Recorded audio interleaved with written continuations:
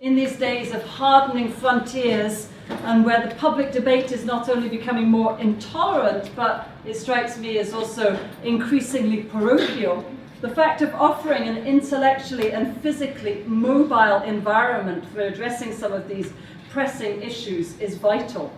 So that's the hallmark of our activity here, intellectually and physically mobile. And I think it's going to be the hallmark of this talk as well. We like to try and keep ourselves as nimble as possible. There is an embedded biculturalism to the Institute. And I think everybody in this room, and certainly everybody in the student community and in the faculty, shares at least one other national frame of reference, if not several other national frames of reference. And that keeps us kind of lively to difference. It makes us change the way we ask questions, and it makes us look towards different sorts of resources when we attempt to address those questions.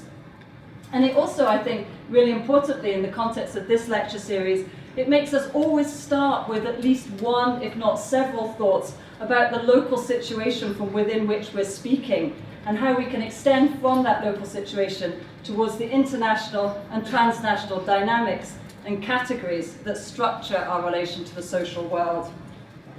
So this evening, our speaker, Professor Georgios Varouxakis, will be addressing one of the most overused but most under-examined categories that structure those relations to the world, that is, the West. And he's going to be examining that from within the locality of Paris, and I suspect from some very particular facets of Paris. And it's an honor to have you with us. Thank you. I could say a lot about your career. I'm just going to say that Georgios was educated in Greece and then in London, did a PhD in legal and political thought, in history at the UCL, having done an MA in legal and political thought also at UCL. He is the co-director of the QMUL Center for the Study of the History of Political Thought, the author of a number of key books on political thought, and is currently working on a book around the West, the history of an idea. And it's some of that work that he's going to be sharing with us tonight. Thank you so much. Thanks very much. Thank you all for being here on such a sunny day. I wouldn't be here if I were you. I thank very much Anna Louise, although she did it, she called me Varoufakis, as everybody does. Since that man became famous, my life is destroyed. Her surname is Varouxakis. Yeah, I should have been here in a tie and a suit. She wouldn't confuse me. I'm dressed like him, that's why she called me Varoufakis. And I would like to thank Miri, my colleague, and also to pay tribute to my now retired colleague and former boss, Philippe Ogden, a geographer specializing in France, who was the vice principal for the humanities for many years at Queen Mary and worked very hard for this partnership 12 years ago. I'm old enough to remember, alarmingly for me. So thank you all, and thank you all for being here. One of my quotations would be very relevant to what Anna Louise said. I was planning not to read it, but now I have to read it after what she said about borders and Paris. But before that, I reread my abstract today and was horrified because I realized I had promised to do quite a few things, and I have to do that. So one of the things I promised is a brief genealogy of the uses of the West, of the idea of the West. And that's easier said than done in the 5 minutes I've given myself to do it, as well as to criticize all the existing literature on it. But let's see how it goes. The West, obviously as a term, as a word, exists in every language since ever because it means an orientation in the horizon. And there are all sorts of myths about the movement of civilizations and knowledge towards the West, and empires and their movement towards the West, and power moving to the West, the famous translatio imperii, and there are all sorts of variations of those myths, and it's a whole literature and so on. But the West as obviously the work that's interesting and sometimes related to what I'm working on, but it's not exactly what I'm focusing on. I'm trying to focus on the West as a political concept, or as a socio-political concept, as an idea of a potential political unit, either federation or confederation or alliance based on civilizational commonality on the basis of shared historical antecedents. That is a relatively modern idea, much more than people think. But every word is used in many different ways. That's why a genealogy is the way to approach it. And the West came to be used in a political sense for the first time during the Roman Empire, obviously, when the empire was divided. It was initially divided into four parts, and there was a western part that was not permanent. But then a permanent division happened in 395 between the Western and the Eastern Roman Empire. So that's the first time there is a West in a political sense. However, the Western Empire collapsed in less than a century after its division, was conquered by the so-called barbarians, the Germanic tribes that invaded it. When in the 8th century, Charlemagne decided that his ambitions were high enough for him to become an emperor of something, the most ambitious of those, the successors of those Germanic rulers, he found a pope, who happened to be Greek, by the way, in origin, but that's another matter. Conveniently, the emperor in Constantinople was a woman, so misogynism helped, and so they decided in the cathedral that he would be, he went to Rome and was crowned Holy Roman Emperor by the Pope. He called himself Roman Emperor. The thing is, he knew, and everybody else knew, and especially when 2 years later there was a man in the throne in Constantinople, and he signed a kind of coexistence alliance with him, that whatever he called himself, everybody else would call him something else. Because all he could claim was to be the successor of the emperors of the West. Because there was already an emperor and an empire alive and kicking in Constantinople, calling itself the Roman Empire. And it went on until the 15th century, although in the last few centuries it was not so kicking, it was more and more weak. But it was much more legitimate in terms of continuity. And all you could do if you were an ambitious ruler in the West, in Western Europe, and you wanted the mantle of Rome, which of course everybody did because of its enormous prestige, you could call yourself Emperor of the West. A fake document that became exposed as fake by an Italian scholar, Lorenzo Valla, many centuries later, was forged in the 8th century, which was pretending to be a document through which Constantine, King Constantine, Saint Constantine, the man who built Constantinople, was promising to the Pope that from then onwards he would always be the leader of the Western Empire in a political sense as well. That became, of course, very important in the controversies within the West between the Pope and the Emperor, or the secular rulers, but we have no time to go there. It was fake, but it shows you that there was that need to create some legitimacy for the Emperor of the West. Charlemagne's empire collapsed, but then another empire of the German nation came up, which was calling itself the Holy Roman Empire of the German nation. As you may have heard, Voltaire correctly said it was neither holy, nor Roman, nor an empire. But this was the empire of the West. This was the West in a political sense. But it was always controversial, not least because, with the exception of Charlemagne's empire, the country that many people, especially within itself, saw as the core of the West and of humanity, France, was not part of it. So how could the West be a legitimate empire succeeding the Roman Empire when France was not part of it? France was, of course, a sufficiently successful kingdom of its own, with its own ambitions. So some German emperors would see themselves as rulers of the West, but they would not be universally recognized, neither by the Romans in Constantinople, neither by the French, nor by the English, by the way. Once the English became powerful enough, and they were not part of it. I keep forgetting to mention that conveniently, as of the 15th century, German historians started calling the Empire of Constantinople the Byzantine Empire. And you will find very few historians who don't call it the Byzantine Empire now, except they never call themselves Byzantines, they call themselves Romans. If you go to Istanbul today and you meet any of the 3,000 remaining Greek speakers there, they call themselves Romans, Roni. The text called them Rum. So you get the picture. So that's why the West was invented. People think it was invented by my ancestors, the ancient Greeks, assuming they're my ancestors. I'm not claiming them. The West was invented against my ancestors, the Constantinople Greeks. Anyway, that is one use of the term the West, and that is the reason why it was necessary. It was there in the memory, but interestingly, and importantly for my argument, in German and in French, but not in English. So I will not give you the examples I would like because I have no time, but I'm very happy to discuss my examples and bombard you with quotations where you would expect it and it's not there. But in English, people might say Western Europe. Once every 100 years you find an author mentioning Western Europe in some cultural sense. You will never find the West in a political, cultural sense, in the way we understand it today before the 19th century, in English. You will find it mentioned in a historical sense by Edward Gibbon, who talks about the fall of the empire in the West and what happened in the empire in the West in the sense I just told you. You will find Condorcet talking about it in his esquisse and so on, but you will not find it as in the way we would understand it today, as a cultural unit which contains either Europe or Western Europe or most of Europe or parts of Europe plus the Americans and the New Zealanders and the Australians. You will not find that before the 19th century, and we're coming now to the core of the argument.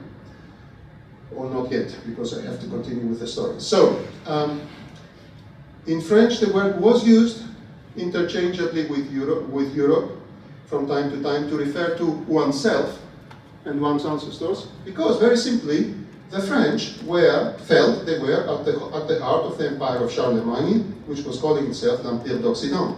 So l'Occident was part of French history as it was part of German history. It was never part of English history. So in English it was not available as a term to use.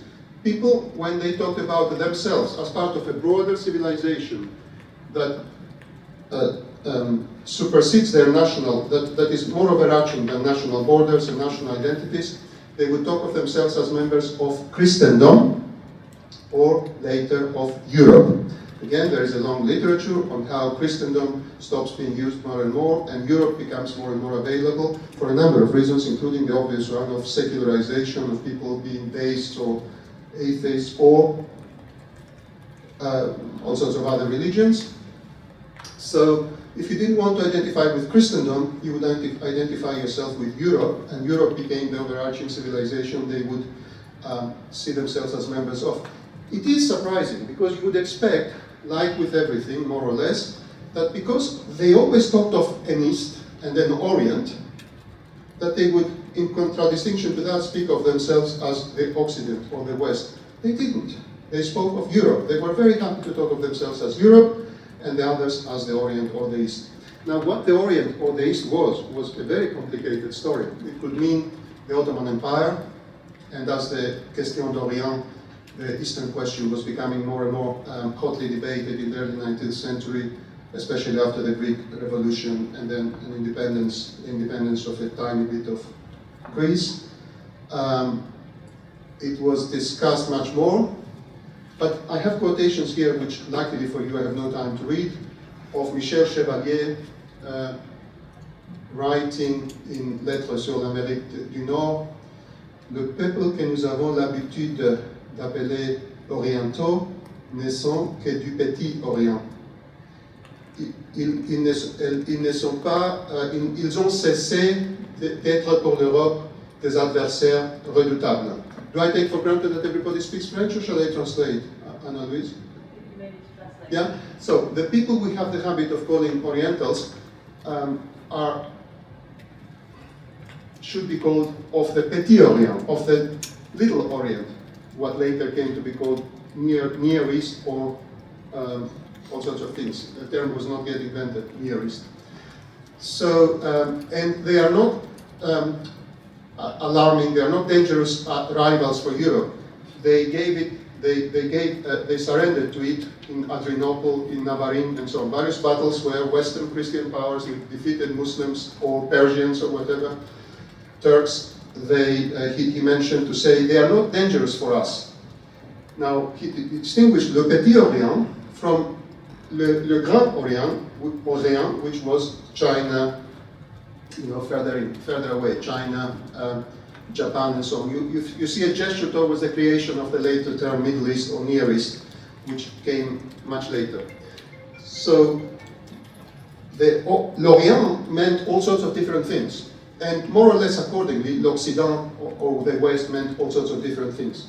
So if you were using the word the West in the early 19th century, you were one of the few who were using it, and as I said, there were people in French who were using it, much more than in English. You meant all sorts of things. Maybe you meant Western Europe as opposed to Eastern Europe, because that was now becoming a distinction that wasn't there before, and I'll come back to that in a minute. You may have meant Europe against the rest of the world. You may have meant Western Europe as opposed to the rest of the world. Yeah, these are at least 3 options, and it was used in these 3 senses. So, what complicated things was that not only did they call themselves Europe as a civilizational unit, and then the others, further east, the East, and lumped together all sorts of different civilizations that even people who used the term started admitting what Michel Chevalier admitted, as I said, but also from the beginning of the 19th century, gradually, and there is a book by Wolff, who says Inventing Eastern Europe, that claims that the invention of Eastern Europe happened in the 18th century. I've never seen so universal consensus among everybody else who wrote after him that he's wrong, and that what he describes happened in the 19th century. So, if you want, we can enter that debate, but he's in a minority of one, because everybody else says all this happened, but where are your examples? Where are the uses of the East in the sense you say in the 18th century? And he doesn't have examples. He's describing a process in the book, but which was bound to happen, perhaps he thought, but actually happened in the 19th century. But even in the 19th century, why people started talking of Eastern Europe as the East and distinguishing themselves from Russia and Eastern Europe, simultaneously, either the same people, believe me, the same people in the same text, in the same page sometimes, or other people, anyway, in the public debate, would go on referring to Russia as a northern country. The most amazing, you can find the most amazing things in the same text, and the beginnings of this inchoate creation of an Eastern Europe and the distinction between East and West within Europe, and Russia plays a crucial role. So if you read Madame de Stael's 10 ans d'exil, when she goes to Russia, she's an interesting case, because most people write about Russia to slag it off, to criticize it, to dismiss it, to say they are alien from us, they are inferior and barbarians and the rest. She is very sympathetic to the Slavs. She's in the minority. She follows Herder, the German 18th century thinker who wrote a famous chapter on the Slavs, which some people like herself found, like Madame de Stael, Germaine de Stael, Germaine Necker, later de Stael, found inspiring. And so when she was in Russia, she was trying to appreciate Russia, but she also, like more and more people, was starting to say, well, we think of them as a northern country, but they're so southern. They have so many southern characteristics. There are southern people who came from, and you realize that south and east start getting confused.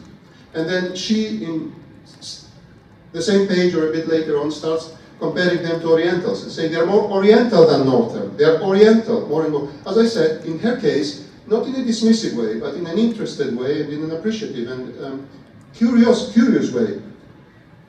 Different things apply a few decades later when the famous or infamous, quite infamous, due to his personal life, Marquis de Custine went to Russia in 1839 and published his Lettres sur la Russie 3 years later.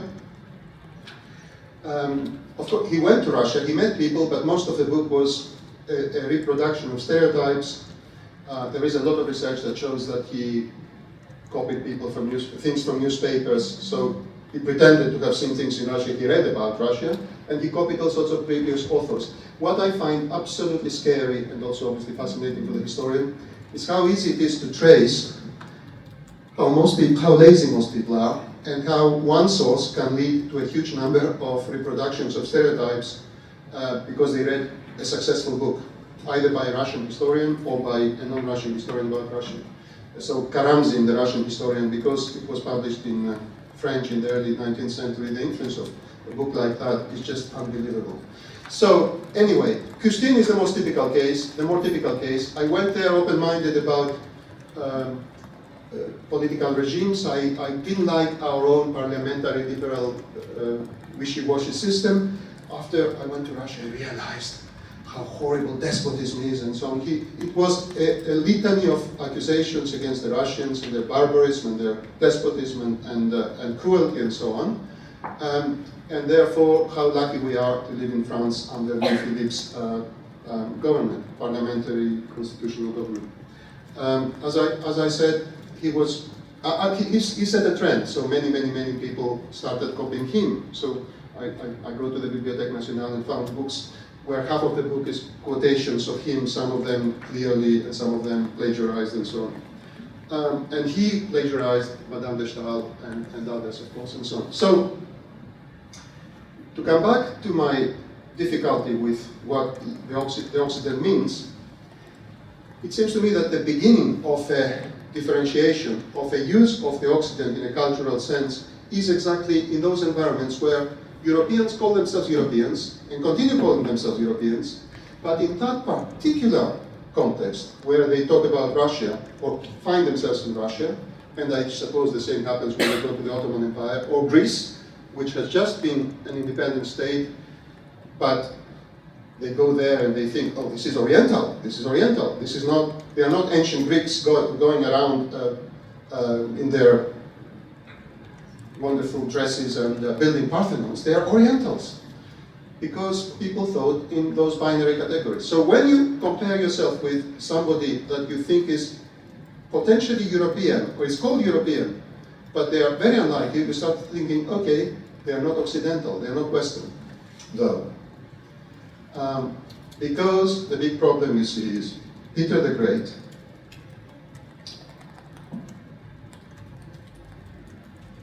convinced himself and everybody else that Russia had now joined Europe.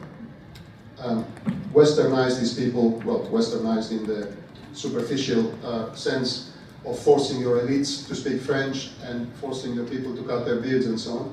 So Russia was accepted as part of the European state system. Russia was, you can read endless numbers of Enlightenment thinkers praising Russia, being curious about Russia, some of them being worried about Russia, but the vast majority being fascinated by the wonderful, in their eyes, experiment of the civilizing influence of an enlightened despot who managed, through his acumen and forethought, to convert an enormous barbarian country into a civilized European country. The vast majority of these people didn't go anywhere further than St. Petersburg, which is, if you notice, the border next door to Estonia and Germanic, Hanseatic cities like Tallinn and so on. So, some of them made it to Moscow, like Custine. Again, who do you meet in Moscow? The people you're meant to meet. The secret police make sure you don't meet everybody. So, Russia was accepted as a European country. And therefore, when we come to the man that I am now claiming invented the West, and I'm aware that it's a big claim, but I mean it, and obviously I'm extremely keen for challenges and for questions that will force me to explain what I mean, and give me the chance to speak even more, which is what academics always hope to do. I will try to justify my claim, and in the process perhaps qualify it. But having said that the word the West has been used since the 4th century Christian era, in a certain sense, was then taken up and usurped by Germanic Frankish invaders who wanted, of course, to acquire the legitimacy of an empire in Western Europe, and there could be only one emperor, the Roman emperor. And because there was another Roman emperor in Constantinople, all they could do was be, okay, but we are the emperors of the West. The West acquires a certain currency, and the word is there. As I said to you, that's my explanation why it's almost completely non-existent in English as a description of a civilization that one belongs to. The British would call themselves Europeans. and by the way, the adoption of Europe as opposed to Christendom there's a big contribution of pretty English, weak discourse on that, because the other side, the Catholics, the Jacobites, were friends of the King of France. Who was the King of France? Le roi le plus chrétien.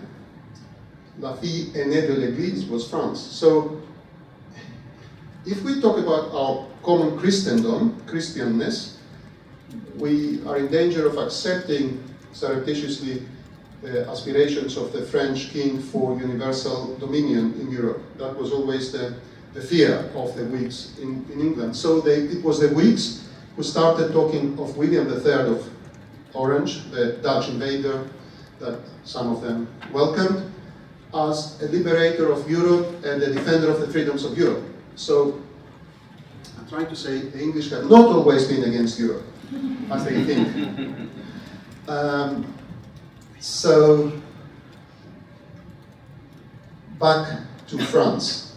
So that explains, and if you want, as I said, and if you don't believe me, I can come up with examples where people in English in the 1860s start saying, we have to find a term, because, so people in America, who happen to be German, which is interesting, because it wouldn't even occur to a non-European born American to look for a term to describe their common civilization with Europe, and coming up with a proposal, maybe we should use Occidental. Whether they had read Comte or not, I don't know, but certainly this was long after Comte had started propagating the term and publishing endless works proposing the creation of a Western Occidental Republic and calling his creation the West. So, having sufficiently insisted on his importance, let me go to him extremely briefly. So, Comte was mad, or became mad in his later period. I think even the most dedicated Comte scholars will accept that he was quite idiosyncratic.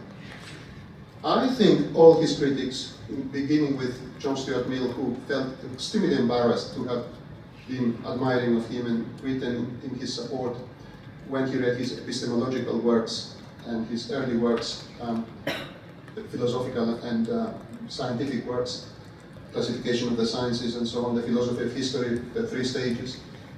Even Mill, who was embarrassed and therefore wrote an article in 1865 to differentiate the two Comtes, and he was the initiator of the two Comtes thesis. That the earlier one was very clever, and that's why I was agreeing with him. But the later one, when he proposed his political project, I realized he had gone mad. It's liberticide and so on. Even he would say he was a genius. He was an extremely intelligent man. So, all my lecture would be a curiosity and obviously a little bit of an antiquarian taste if I forgot to tell you what I'll tell you now. The trouble is, because of Comte's exceptionally original epistemological and philosophical work of the early years, Comte had become a kind of celebrity among readers, of course, who were a minority. Everybody had to read Comte. Everybody who was educated had to have read Comte's works. George Eliot was obsessed with Comte. Not in agreement with everything, but absolutely obsessed with him. The British novelist, born as Marianne Evans. She changed names several times. Raymond Aron had to read all the works of Comte twice for the agrégation. Soloviev in Russia, John Dewey, what's his name? Hayek. Wherever you look at philosophers or thinkers of the early 20th century, from the late 19th to the 20th century, they had to read this bloody Comte because the English and the French are so obsessed with him. Once he read it, he said, I prefer Hegel. But that tells you something. The very comparison that Marx made, and which everybody has made since, Comte was something like Hegel. He was an alternative to Hegel. He had that kind of ambition, that kind of reach all over the world. If you look at the, and I apologize profusely to Portuguese speakers here, I will mispronounce worse than my surname. was mispronounced. If you look at the flag of Brazil carefully, you will see Ordem e Progresso. I mispronounced, I said, I know. Order and Progress, the motto of Comte's positivist religion and sociology and so on, and Occidental Republic. The Republic of Brazil was created by Comtes in the 1880s. If you see the Bicheron, what's his name? The Histoire Globale de la France, there is a little entry on this. How French thinkers, I guess, were taken up in Brazil and created a republic, and that they are still on the flag. But that's only an example. In the Ottoman Empire, the number of young Turks and other thinkers who were debating the future of the Ottoman Empire or Turkey, or who created the Republic of Turkey, who had read Comte selectively. I'm not saying everybody followed that madman in every detail, nobody would. I mean, those who did were boring people like these churchmen in both countries. The vast majority of people I'm talking about had been interested and very inspired by something in Comte, but they all read everything that he wrote. It was a time when people had different attention span than us, of course, with these horrible things that destroy our brains. So, I'm coming back to my claim. My claim would be ridiculous if I didn't stress that Comte was so much read and so much propagated in English by his British followers, who were the first. Comte became popular in Britain before he became popular here in France. In the Third Republic, many of the founders and leaders of the Third Republic were very keen on Comte. There is a lot on it in Claude Nicolet's book on the Third Republic and the Républicain en France. But before that, there were a dedicated group of followers of Comte in Britain, and some of them were not boring. They were extremely interesting people, like Frederick Harrison, extremely respected authors, talented people, who punched above their weight in terms of having access to all the journals and all the Victorian reviews and newspapers and so on. So my claim is that in English, the West became a political concept through the propagation of Comte's works by the British Comtes and then American Comtes. There was a whole group of American Comtes. The founder of the New Republic, and very influential author in American early 20th century, with his book, The Promise of American Life, 1909. Henry Crowley had been baptized, well, they call it, those of you who went to the Chapelle de l'Humanité will have noticed they had all sorts of equivalents of religious ceremonies. So the equivalent of baptism, which I don't remember what they called, his parents were dedicated Comtes, members of the religion that Comte created, the religion of humanity, so that man was steeped into Comtism, for example. And there were many others. So I stop here, but that's one claim, that the very term didn't exist in English. And the other claim is that I challenge you, and you'll do me an enormous favor if you give me the challenge I'm asking, because then it's fine to be ridiculous here and not in the book when the reviews are written and then I have no chance to change the book. So you'll have my acknowledgements if you tell me I'm wrong. I have been trying hard to find anywhere any definition, historical analysis, and programmatic proposal for the future of the West anywhere. It doesn't exist.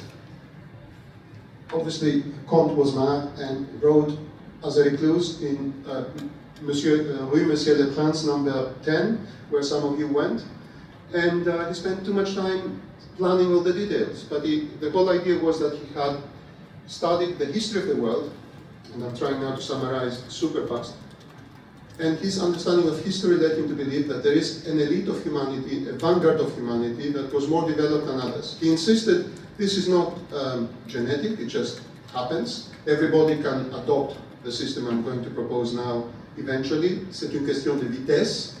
Some can go faster than others. So, the most advanced part of humanity is, he called it Europe, like everybody else. But he had expressed some reservations in footnotes saying, Europe and European doesn't express what I really want to say. But if I say universal, that will be even more problematical. For reasons I can explain if anybody gives me the chance. So this was 1820s, 1826. According to my detailed research in his letters and notes and everything, I have come to the conclusion that he was more and more uneasy. He was flirting between Europe, Western Europe, l'Occident européen, l'Europe occidentale. As of the end of 1842, I find him in correspondence having decided Occidental, Occident, and dropping Europe more and more. Interestingly, for my argument that it didn't exist in English, he writes to John Stuart Mill endless letters. Comité occidental, civilisation occidentale, futur occidental, nous occidentaux. Mill always replied, he wouldn't play ball, always replied European. It's very interesting to see that. And the same applies to his other British interlocutors, except his loyal disciples who, of course, would follow whatever he was asking them to call anything. Another part of my, in the written part of my argumentation is even his disciples who translated his works found it difficult to translate Occidentalité and translated Westerdom or Christianity. And that was exactly the opposite of what he meant. He was trying to say we have to get rid of Christianity because it's misleading, it's only one of the many elements that created the West. And anyway, not any Christianity, Catholic Christianity, which he was very keen on and very obsessed with. And his translator commits the enormous blunder of saying Westerdom or Christianity, because Westerdom doesn't exist, it doesn't make sense in English. I have followed the reviews in British and American magazines and newspapers and so on, and even very sympathetic reviewers of his English disciples' book on foreign policy, which they published in 1866, and then it was republished, interestingly, second edition in the 80s.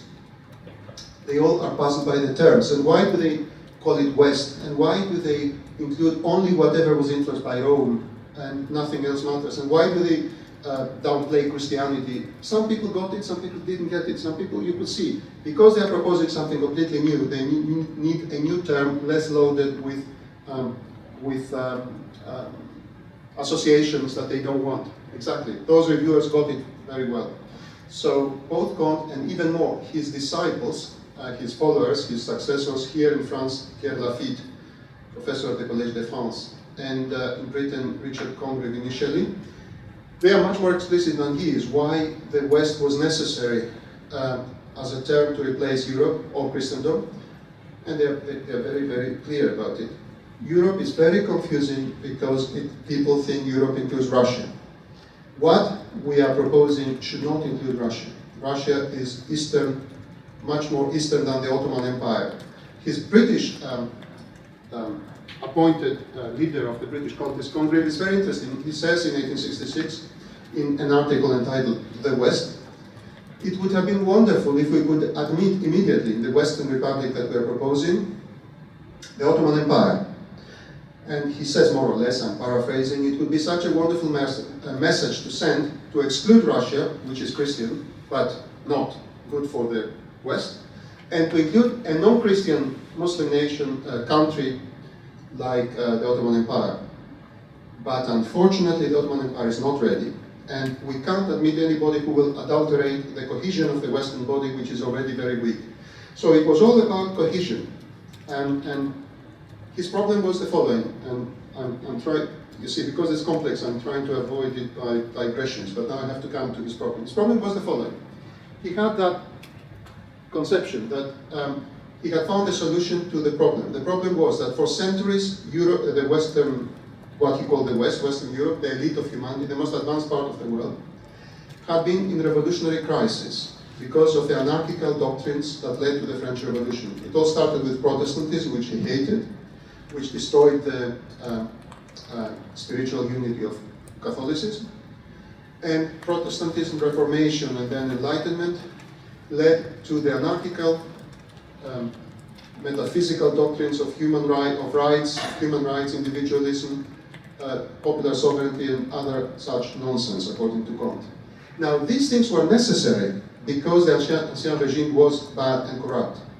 But as he wrote in one of his opuscules de jeunesse of the 1820s, you cannot, people have to understand, you cannot build, weapons of war cannot become building tiles. They were useful, these arguments and these ideas, to topple the Ancien regime. Now they are not useful to build a new compensation. They are just critical. They are revolutionary, critical, negative.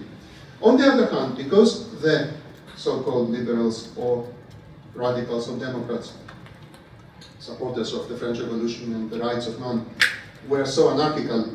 The other side are also wrong. The so-called regressive conservatives like de Maistre, whom he admired profoundly in other respects, and so on, were also wrong because they were rejecting the whole thing. What we need is a combination of ideas of progress and order. You can't have progress without order. Progress has to be development of order. So he proposed an extremely elaborate system that we are very lucky I have no time to go to. He proposed every detail was planned, believe me, every detail was planned. How all this would happen and why it should happen. So, in order for it to work, you needed to do it only in the countries that were ready for it, through their history, through their religious and moral ideas of the past, through their technological advances, because he was very keen on technological advances and the defeat of nature by man, in the same way as Marx was and many European thinkers were, of course, in the 19th century. And many of them saw it as a characteristic of the West or Europe, that it had been in advance of everybody else in defeating nature. Now the President of France will save the earth, as we know, against the American president, but at the moment, but back then they were all in favor of defeating nature and man, man showing his or her prowess through technology.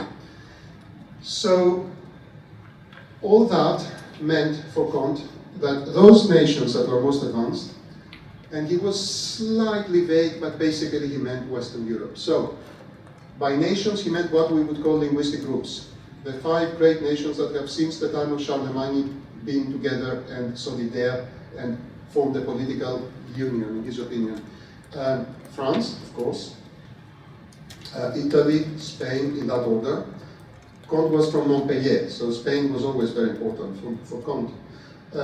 England, by which he meant the English-speaking peoples, including America, Australia, and New Zealand, and Germany, by which he meant Holland also, and all the Germanic-speaking peoples, and Scandinavians and so on.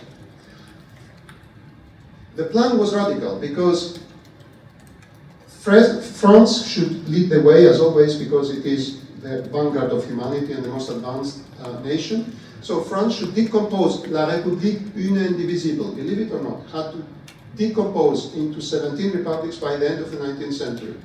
It would all happen voluntarily because they would follow his advice and they would be convinced by his sociological analysis, and because the problem in Europe was France. Everybody was afraid, he was right about that. Everybody was afraid of France, he said. If we voluntarily decompose into 17 republics, everybody will realize the time of peace has come, and I'm not saying he was right that then everybody else would disarm. I'm saying he was right that everybody was afraid of France in the 19th century. So we should decompose into 17 republics, and then eventually everybody else will follow our example. So his long-term plan was there would be separation of temporal from spiritual power, like in the Middle Ages, except we don't need God, we don't need the Catholic clergy. What we need is the following. Small republics like Tuscany, Belgium, that size, Sardinia and so on, 17 and provinces of France become republics. Of course, he clarified which ones and which borders and where the capital would be and what the population would be. All that was planned. And the secular power would be composed by industrialists headed by bankers. Today, of course, he sounds bonkers, but he trusted that bankers would look after the economy and the secular power fine. But the reason why he was so confident is that they had very little power. And remember, they would have no army and things like that.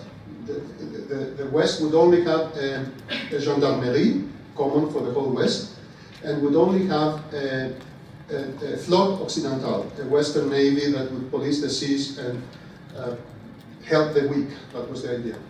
Empires, and I wish I had more time because this is the radical part of the project.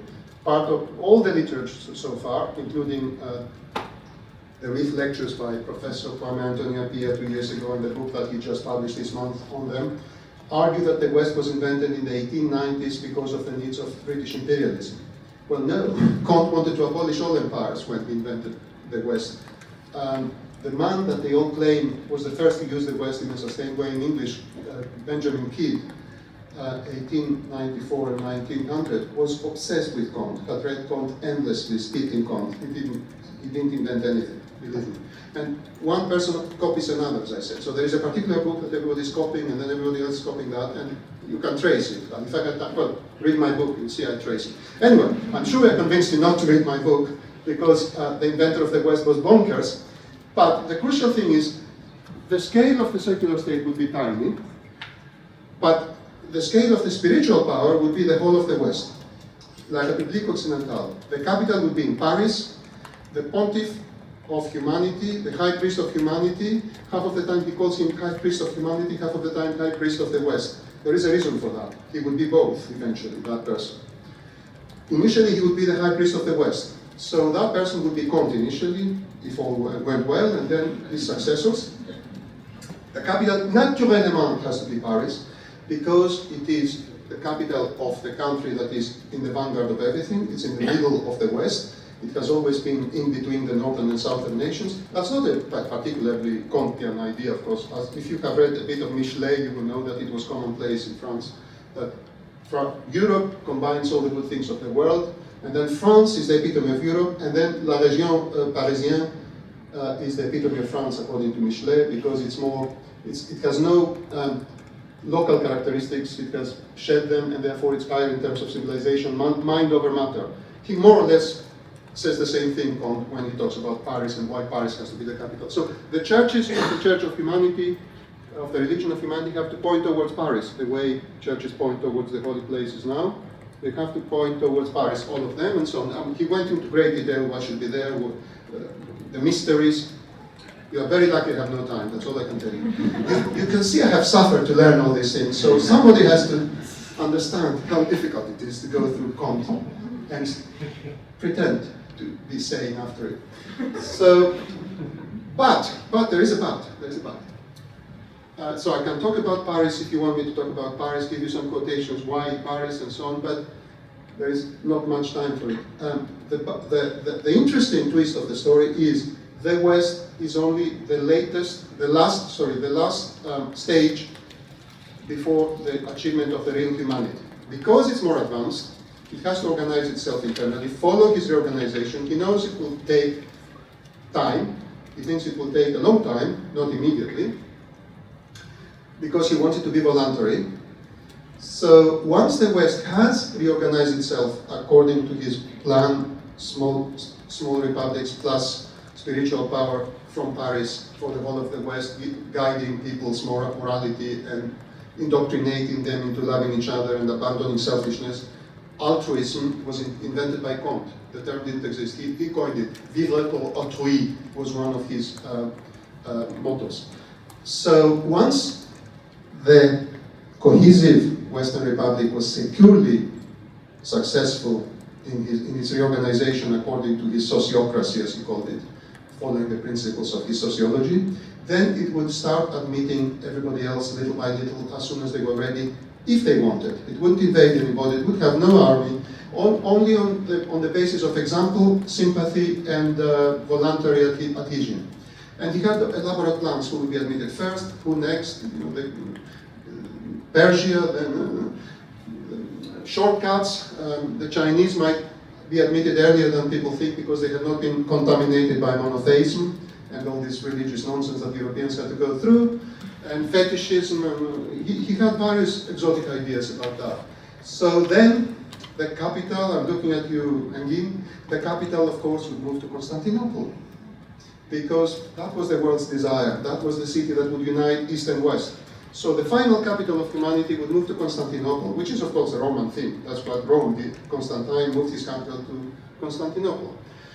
He built Constantinople. So humanity in the long term would unite East and West in the city that lies in between Europe and Asia, and it would be the permanent state of humanity. I think I managed to speak for 40 minutes, which probably was too much, but thanks very much for your patience.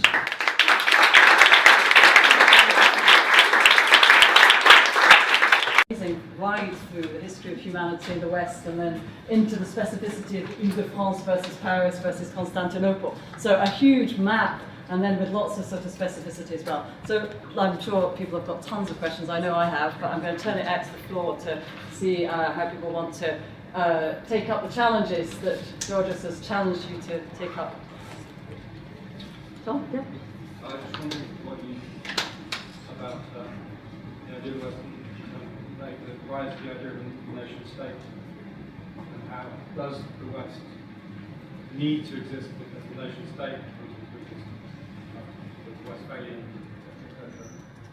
So do those two terms follow each other, and do those two ideas bounce back off each other? You mean in general, in its history, or in the mind of Comte?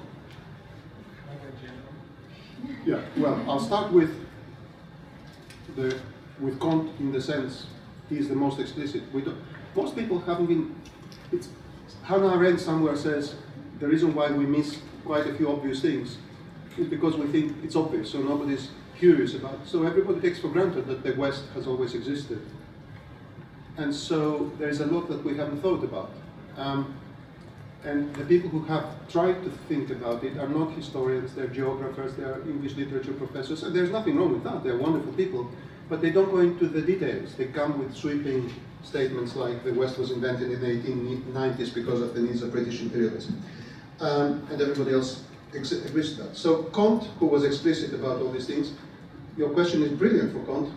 The nation state was a necessary, inevitable aberration in what should have been the normal course of humanity because of the usurpation of spiritual power by the secular rulers. The rulers of countries like France and England first, and then everybody else imitating them, started usurping powers that earlier belonged to the Pope and the Catholic Church. Spiritual powers, moral, the things that the power of the Church wouldn't let them go anywhere near and would curb their interference with. They started usurping those powers, and the state became all-powerful. That's why he called it dictatorship. It was dictatorship for the state. The normal state of Europe should have been separation of spiritual from secular power. So the nation-state was a bad thing that happened inevitably because of the collapse of the feudal order. And Protestantism is to blame for that. He blames Protestantism, and that's why the Germans started feeling as a nation and so on, as opposed to members of the broader thing. And so it's a terribly bad thing. That's why he wants to break it up. Yeah, there is an article called the Auguste Comte and the Withering Away of a State by North American political theorist, which is brilliant about, well, what he proposes is, of course, abolishing the nation state. So, in terms of others, well, your question is brilliant in the sense, another reason why in English it was not particularly taken up was that the English had their empire. You know, they were Christians, they were part of Europe, but they also had other things. So it wasn't that useful. So I'm trying to think, why was it? I think I tried to give an explanation why it was more used in France, because in France was part of its history. But then Mazzini was right when he complained in 1847 in an article he wrote in English, beware of all these French thinkers who tell you about humanity, and they haven't finished their sentence, and they tell you the capital of humanity, of course, has to be Paris, and the leading nation of humanity has to be France. And he was trying to say what we all have noticed sometimes, that sometimes humanity is a way to cheat. I think some horrible Nazi said this, Carl Schmitt said this, but you see what I'm trying to say. So the various nations evoke the West more than others when it suits them. So it's not accidental that the United States starts talking about the West only once it becomes an imperial power. It's not used in America. They have their own West. I'm not sure I'm answering your question, but I'm groping towards an answer. So they have their own West in the shifting frontier. So that's the West in America. In the Encyclopedia Britannica, which was initially British and then became American, There is no entry of the West at all in the 13th edition, 1922-23. In the 14th edition, 1929, there is an entry of the West. Go and look at it. It's nothing to do with what we understand by the West. It's the West in the sense of the far West in the American frontier.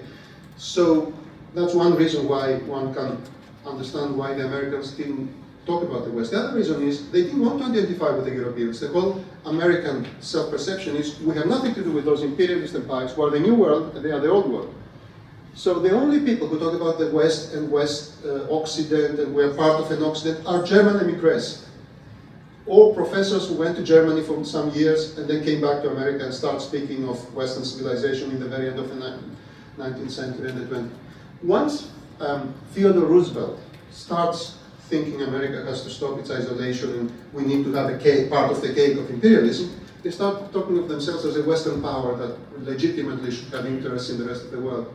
So what I'm trying to say is it has many metamorphoses. There is not one idea of the West. That's part of why the book will take a long time and is taking a long time. And one finds that it's used more often by people who need it because, so Comte of course had the best intentions, but meanwhile in his autistic self-centeredness, Francocentrism and Comtocentrism, he didn't realize that everybody else would notice, okay, but it always has to be about you. So France is the center, the Latin nations have priority vis-a-vis the northern nations, Spain has a special place because he always loved Spain because he's from Montpellier. Italy has a very special place because he was in love with an Italian woman who taught him Italian early on and so on.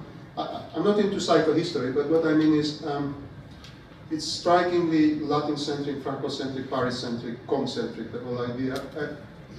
Many people did the same and later with the West when it suited them. So that's the connection I find. But I did answer your question as far as Comte is concerned. He wanted to abolish the nation state. The nation state was interfering with what he wanted, which was a cosmopolitan humanity living in harmony according to his prescribed future for humanity on the basis of his analysis of its past. I'm going to jump in with a question there from having been in the Chapelle de l'Humanité this afternoon. So we saw some of the content which is listed on the walls and totally confirms what Georgios is telling us about how specific to a certain biography that content was. I mean, it's like a set of reading lists basically. I mean, it's extraordinary in that respect, and it is very limited in its range. But the thing that strikes me about the way you're setting this up is you just used the notion of concentric, and you said that you're interested in thinking about the West and giving it civilizational content. And there is civilizational content all over the walls and all through the details of Comte's writing. But I'm struggling to see this kind of movement constantly to a relational way of thinking about it. So on the one hand, a concentric, centered around specific content, and then it keeps slipping back to the relational, not oriental, not West, not nation state, not, so that seems to me to be a big, major sort of theoretical problem, let's say. And the way I would want to sort of perhaps approach it or ask you specifically is the question of what gender's doing in this, right? Gender's always interesting around this, and the position of the woman's body in the Chapelle de l'Humanité is kind of amazing because she's above his loved woman Clotilde de Vaux is in the altar place, in the place of Mary with a baby in arms, and then there are 13 months because he went with 28 days for every month. So he changed the names of all the months, and they're all associated with men. And then there's a 14th that happens every 4 years, and that's dedicated to women.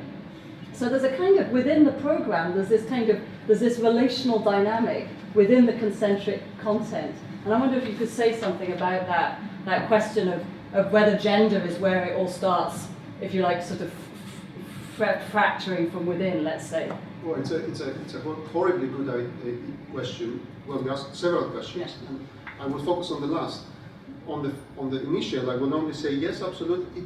It is all about excluding somebody. So the West was created to exclude the Roman Empire in Constantinople because you couldn't call yourself the Roman Empire and be believed by anybody because there was a Roman Emperor in Constantinople. You were at least the Roman Emperor of the West, and you forged a document to prove it because Constantine said, okay, you have the Pope will rule the West and the Emperor will rule the East. So it was built on exclusion from the beginning as a word, And then in Comte's scheme, he invented it because Europe is too inclusive. It includes Russia and the Ottoman Empire, and we don't want that.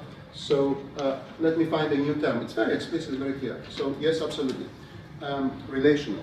On gender, don't ask. It's an enormous question, because Comte, of course, will tell you, I love women, I worship women, my whole religion is worship of women, especially if they are dead, is my comment.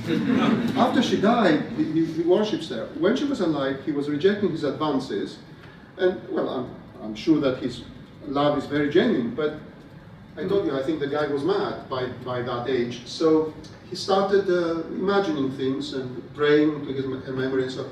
But yes, it was always on his terms. So women play an enormous role in helping the priests of the spiritual power civilize men, make men more emotional. So he decided around 1840s, when he got his religious turn, to insist on the importance of feelings and emotions and morality against reason and all that. And he thought that that was missing, and women would be instrumental. It was how he imagined women. It's a bit like Edward Gibbon writing about Zenobia and why she lost the battle because she was a woman, and women obviously can't win a battle. And the woman he had got engaged with, who his father didn't allow him to marry, Suzanne Necker later, who married Necker, the mother of Germaine de Stael, she wrote it and wrote to him, "You must meet women. Come to Paris, I'll introduce." So Comte was, I'm afraid, he married a prostitute, or he decided she was a prostitute. He got various nervous breakdowns, he drove her mad, she drove him mad, I don't know. Then he falls in love with a much younger woman, and then he worships her after she dies. But it's nothing to do with anything women ever thought, I suppose. So yeah, it is striking. It is great men, the benefactors of humanity, and women are very... So he would say, but I'm worshipping women. Yeah, but you're not asking them what they think. You are projecting on them the things that they should be doing. So Comte was against sex. Sex is debasing us and so on. So he was... you probably think this guy is mad. He wants to sell a book with all this. You don't understand. I want to abolish the term the West. And if you prove that it was invented by somebody like that, maybe it will be abolished, and we'll be able to talk in language that is more concrete. Because it's very confusing, I find, what the West is, and what Western values are. If somebody explains to me Western values, I will be very grateful. And why everything good is Western and everything bad is not Western. And why Nazism is not a Western creation. But let's go back to it. So he was so mad that he was right that technology could lead us to that. So he predicted that to purify ourselves from all these thoughts of sex, which debase us, and these temptations, of which he had many, and we know what he did with them, and he was suffering from his desires and wanted to abolish them, we'll find a way to have children without copulation. There will be some, extracorporal insemination can happen now. So he was predicting this would happen. And also cows would become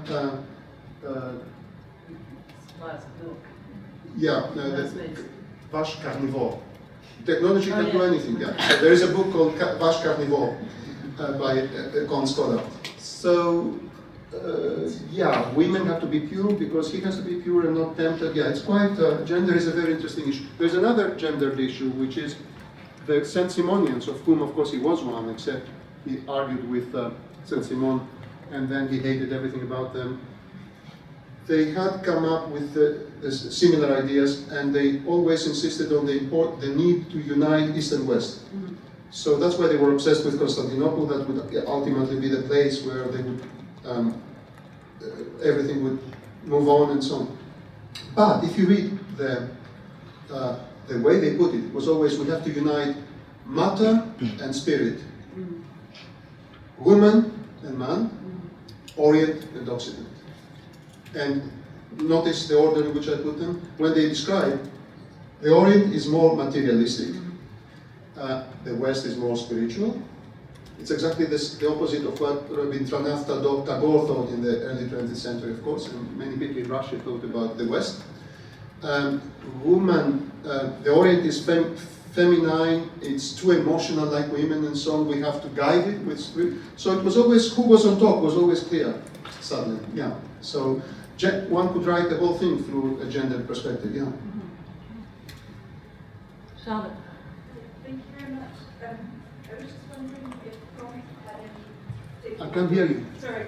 I was just wondering if Comte had any particular thoughts on the Westerness or otherwise of European settler colonies, and in particular given the time frame involved of Algeria, especially given the fact that some settlers themselves were arguing not just for their own nation states, but arguing for new forms of civilization that began in their own settler colonies, like Latinness in Algeria, for example. Yeah. Brilliant. Thank you very much, because I think I alluded to this, but I had no time to go anywhere near.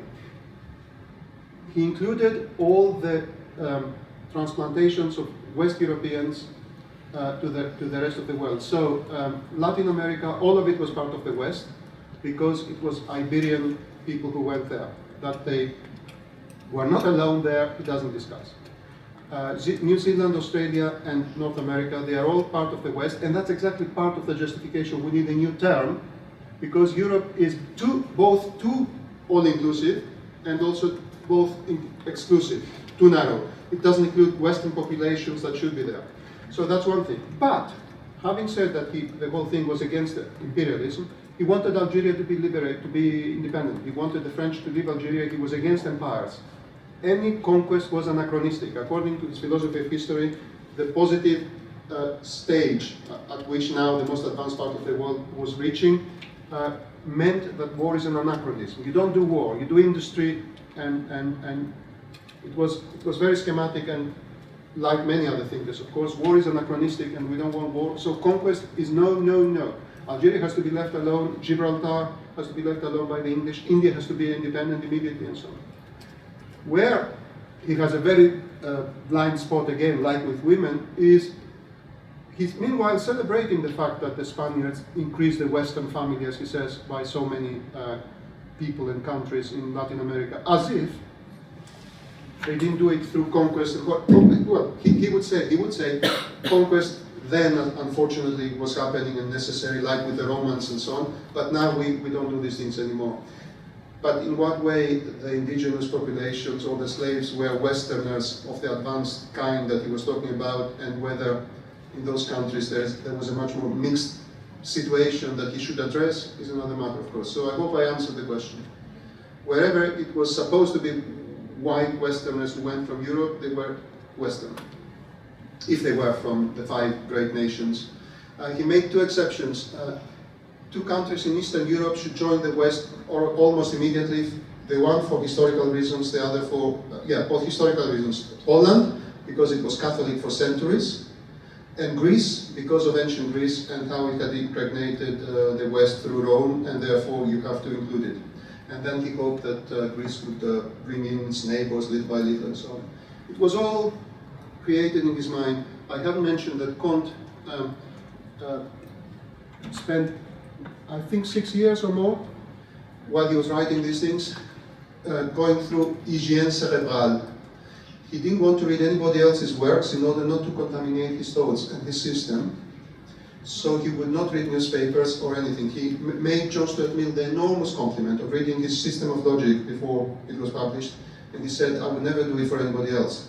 The only thing he would read would be poetry, and he was learning the languages of the 5 great Western nations, because the Pontiff of Humanity had to speak German, and he didn't have German, so he was learning, he was improving his German, but nothing else. So when he wrote a letter to the Tsar, in 1852, he wrote a letter to the Tsar Nicholas I to tell him, you're so lucky, listen how autistic the man was, you're so lucky to be semi-barbaric and underdeveloped, because you will be spared the revolutionary upheavals the West went through. Keep your country the way you do, keep the order in the way you do, because that means that Russia will join the West straight away without the revolutionary upheavals when the West is ready to admit it. And by the way, you have to immediately liberate Poland, because Poland is Western and it should be. That was certain to convince the Tsar. But that's not the main thing. The main thing is, I urge you, if you have any interest in any of this, or in him, to read the letter. It's completely full of jargon that only people who have spent at least 5 years or more, as I have, reading Comte and his system, would go anywhere near understanding a sentence. How would it, I mean, because he was thinking along the lines of his scheme of history and things, he was writing to him as if he was his disciple and he expected results. So there you are.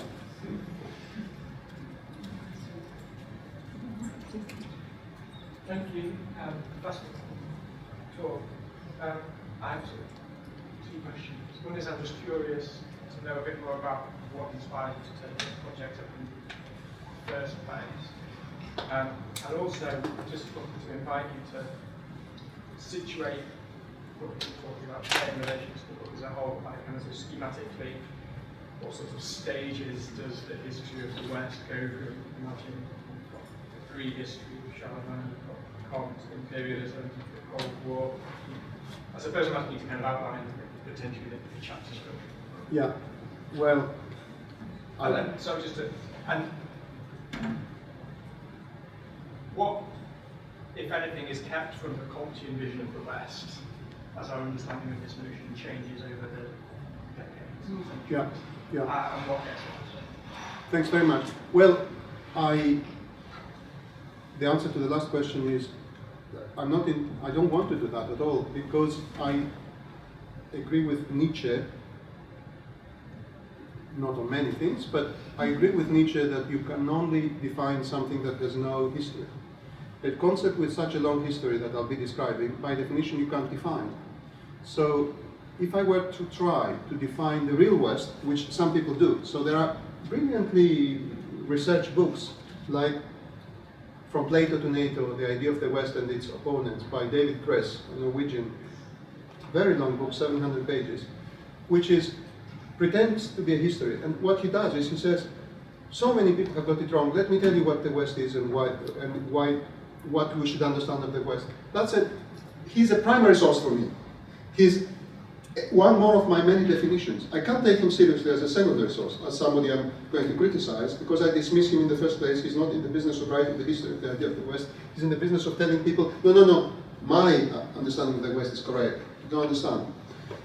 So that's the answer to the last question. I don't want to preserve anything from Comte. I think he was mad.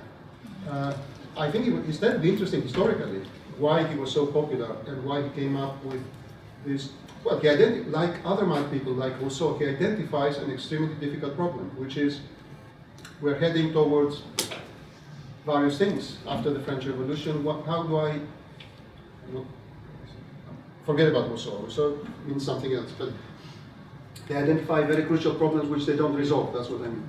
So to your first question, what inspired me? It's embarrassing, if I tell you the truth. I had read The West by Congreve in 1866 and the volume of the Comtes on international relations because I was interested in political thought on international relations in the 19th century. And when I read then the book that everybody is quoting as the history of the idea of the West, and still do, and I read this very straightforward and insistent argument that it was never used until the 1890s, and the first sustained elaboration was that by Benjamin Kidd and this and that. And then I realized there were other books saying the same, and everybody was saying the same. So what about those guys a few decades earlier? What about Comte? And when I realized that not only is it the first, but it's the most sustained and the most detailed that ever was, I thought something has to happen there. Now, the fact that when I mentioned this to a Princeton editor, they got very excited helped. And your other question was how it goes. Well, the way it is now, and it may change, is an introduction where one criticizes the current literature, explains the problem, explains what one's trying to do. A chapter on the prehistory from the Western Roman Empire to the 18th century with uses, misunderstandings, confusions, which hopefully shows how many times it has changed. A very long chapter on Comte, because that's where the money will be, people laughing on Comte. And then how it's spreading English through Comte is a chapter, and so I won't bore you with it. But crucial stages will be, of course, the First World War, the war of words. Very conveniently, the Germans started saying they are fighting against the Western democracies, which are decadent, materialistic, capitalistic, individualistic. The Germans stand for Kultur, which is an inner thing and a much more deep thing. The West, it has Civilisation, which is a superficial, materialistic thing. So when the British and the French wanted to convince the Americans to join the Entente against the Germans during the First World War, they were going and saying, you see, they are fighting against the Western democracies. That's you. And it was very, very, very convincing, despite the hesitations of President Wilson. Once Russia had the revolution and left the coalition against the Nazis, it became even more convenient to say after the First World War, after the Great War, we are the West and the Western powers. So then, immediately after the the Great War, in America, the so-called Western Civ curriculum was introduced in Columbia University and then the rest of the Ivy League universities, which built the story, obviously very anachronistic and very sweeping, of, listen, there was ancient democracy in Athens, which was wonderful. Then it disappeared for some time. Well, Rome kept alive the aspiration, but Rome went wrong. Then they jumped to the Renaissance with wonderful resurrection of ancient models. The whole thing moves to America. The American Revolution is terribly important, of course. The French Revolution, and then now we are the epitome of democracy and liberty in America. So between the 1920s and the 1960s, when all this was challenged by Afrocentrism, multiculturalism, and many other movements, it was the dominant narrative in America, in universities, and then of course in higher education. It was promoted very consistently. So that will get a chapter, American Civ debates and curricula. The Cold War will get a very long chapter. I'll be talking to you about it soon. The book comes to Régis Debray, who writes on l'Occident, a book per 6 months. Que reste-t-il de l'Occident is one of the books, and Civilisation, comment nous sommes devenus américains is another. So I'm following contemporary debate. Somebody may come up with some statement. I'm looking forward to Mr. Trump making some speech about Western civilization, like he did in Warsaw a couple of years, just before the book comes out. We'll see. But yeah, it's a very ambitious project. Now, we don't live in Comte's Western Republic, thank God perhaps, but we do live in the European Union, and with all that implies, that is, we are a union without Turkey and without Russia and without the non-European nations and without some of the Baltic states, the Balkanic states, sorry. How much do you believe that the European Union is in fact an imperfect realization of Comte's idea for a Western Republic? Extremely good question. I don't know if you realize how good, because it's not your fault if you don't. Many of the early supporters of the idea of European Federation were Comtists and Positivists, and very deeply there is research on them.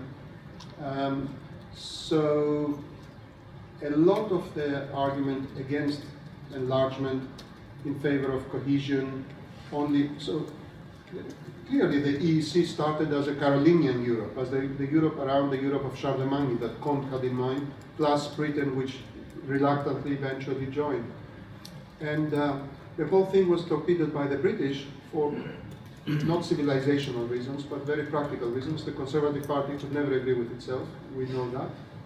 So John Major insisted, no, we need enlargement after we have betrayed the Czechoslovaks once, we can't betray them twice.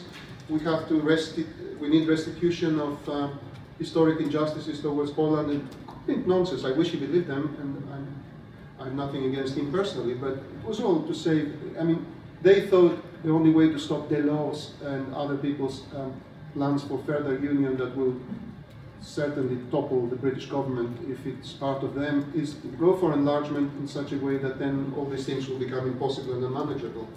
So there have been two different logics there. The logic of enlargement has meant, but then many of the Eurocrats, of course, like the idea of expanding, because people start thinking in terms of how their empire will look on the map. So I don't want to comment further. I mean, I'm happy to comment over beer or a glass of wine, but I don't have any interesting expert opinion. I have only personal opinions on all this. Before anybody thinks I am therefore saying the EU is as mad as Auguste Comte, I'm not saying that at all. I am very depressed that Britain is leaving it. Maybe it was the kind of like the sensible politique mid-Comte that seems very much like the daughters of the Eurocratics, very close to that kind of politique mid tradition. One last question perhaps before, or else we continue questions as Georgios said over a glass of wine. Maybe it's time to do that. So let's thank Georgios again. Thank you.